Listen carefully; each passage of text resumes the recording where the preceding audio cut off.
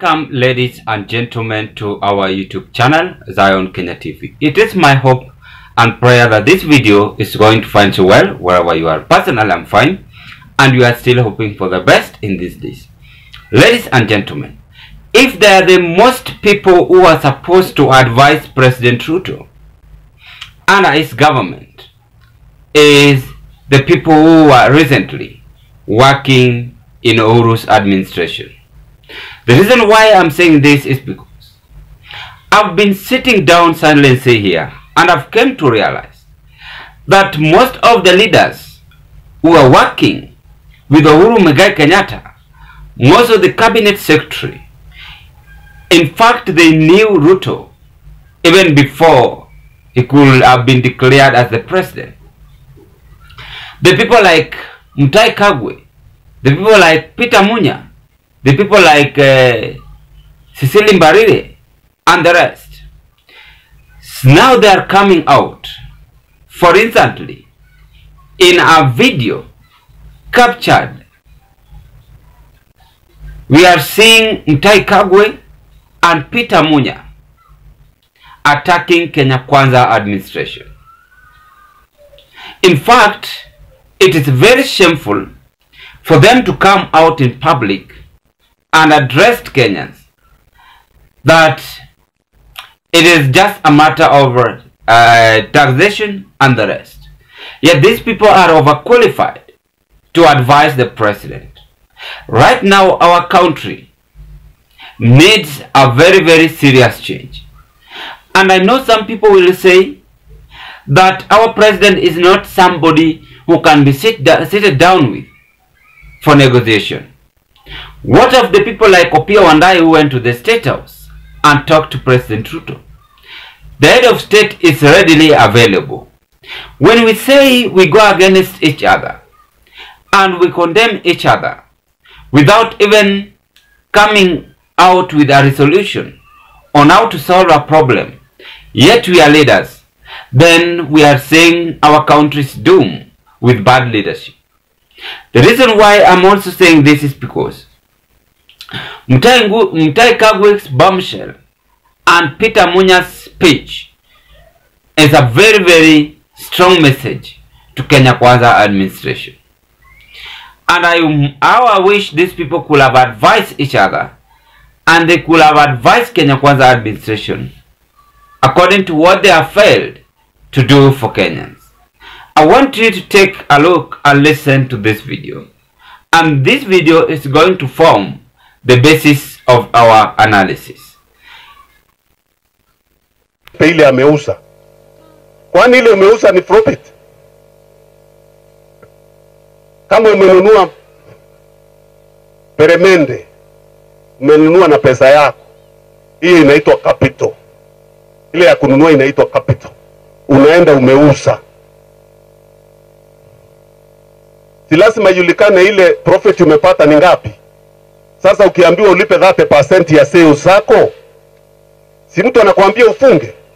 Alafu wanakuja wanasema tax people before they earn the money. Hiyo ndiyo kisomo yenu hiyo. You tax people before they earn the money. And that is why the purpose of our education must be now going forward to move the Kenyan nation from one of hecklers and hustlers to one of... That is how they were speaking. And we want to ask ourselves, what is the aim of coming back of Mutahi Kagwe? Because in politics, nothing happens with no reason. So today's analysis, we want to articulate and come out with a resolution. What are some of the objectives? Why were they saying these words? So these are the questions we ought to ask ourselves. When it's come to the leadership of President Ruto, indeed he has failed. Let's accept it. But human failures are always it's always being portrayed because we don't always take advice. But if we've been given advices, we accept, we digest, then we come out with a resolution on how to solve the problem. And that problem is what matters. And that is why I begin by saying people like Mutahi Kagwe are eligible enough to give President Ruto advice. People like Munya, they are very much prominent leaders in the country. And I've realized that these people are always very jealous after President Ruto had actually outsmarted them. Before I carry on with this more analysis on this remarks, if this might be your first time watching me at Zion Kenya TV YouTube channel, I request you just take a 1 second and click that subscription button and subscribe to our YouTube. After you subscribe, like this video, watch, share and give us your opinion. And to the members plus the new subscribers, I want to appreciate you and acknowledge you for the great support you always offer to this channel, because if it was not your support, then this channel could have not reached where it is as at now. Thank you very much and continue with the same spirit. Ladies and gentlemen, allow me to divert our attention on this Mutahi Kagwe and Peter Munya's remarks. As I said, for sincerely speaking, these are the people who can advise President Ruto. And I've been observing the people who used to work with the ex-president Uhuru Kenyatta. They are always against Kenya Kwanza administration. They pretend in public,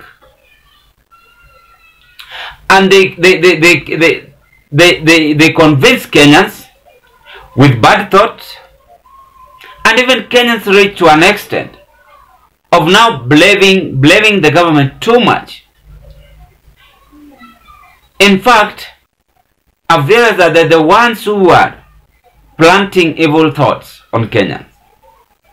Rather than to come out in public, yes, they have authority to condemn the government. I agreed with that. But the worst mistake they are doing is that they cannot sit down and talk to each other to come out with a resolution on how to solve the problems affecting our country. These are the same people who are not even ready to listen to each other. The reason why I'm saying this is that as much as the President Ruto has the legal advisors who advise him in State House, the people like Mutahi Kagwe are also eligible enough to advise President Ruto. He has failed. That is true. But what are the resolution factors to be considered for us to achieve our Vision 2030 or our contribution? So Mutahi Kagwe's remarks is taking us to the basis of political analysis. Number one is that Mutahi Kagwe is coming out and saying this government is overtaxing Kenyans, which is true. Where was he when this taxation was being implemented? They were aware of this. They were aware and very much aware of this. These are statespeople. These are statesmen. Peter Munya is also a statesperson. Mutahi Kagwe is a statesperson. So they are aware of whatever is taking place in State House. And if they knew that this taxation will affect Kenyans, why couldn't they advise President Ruto on the factors to be considered? What of education? So these politicians, they are always fond of convincing Kenyans because they have realized you are easy to be convinced, and they will come out with more lies for you to go against whatever the government is doing.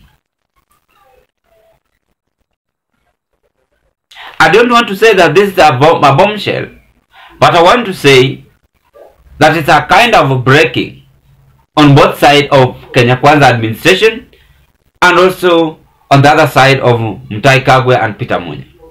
Now, we want to also ask ourselves, what is the coming back of Mutahi Kagwe? Number one, I'm seeing 2027 a political force from central Kenya. And somebody somewhere is being endorsed.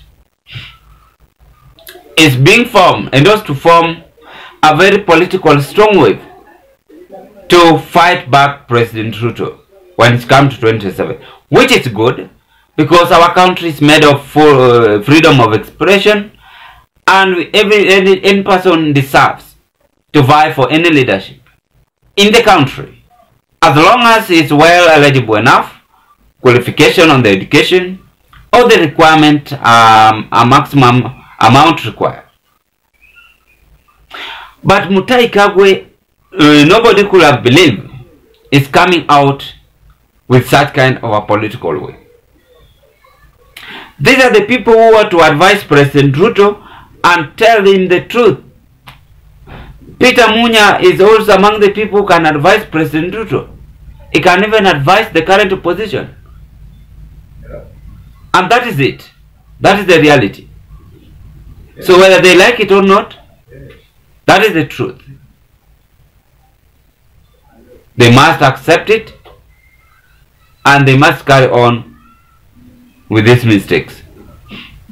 Ladies and gentlemen, if I'm wrong on this analysis, you are free also to give me comment or your advices at the comment section. But for now, what can you say on the fireworks of Peter Munya and Mutahi Kagwe coming out in public and attacking Kenya Kwanza administration, yet they have authority to advise the president. They have authority to give out their expression, their mandate or their work experience in the government. This marks the end of our analysis. Bye bye, as you hope to meet on another political discussion. Thank you very much for listening to me.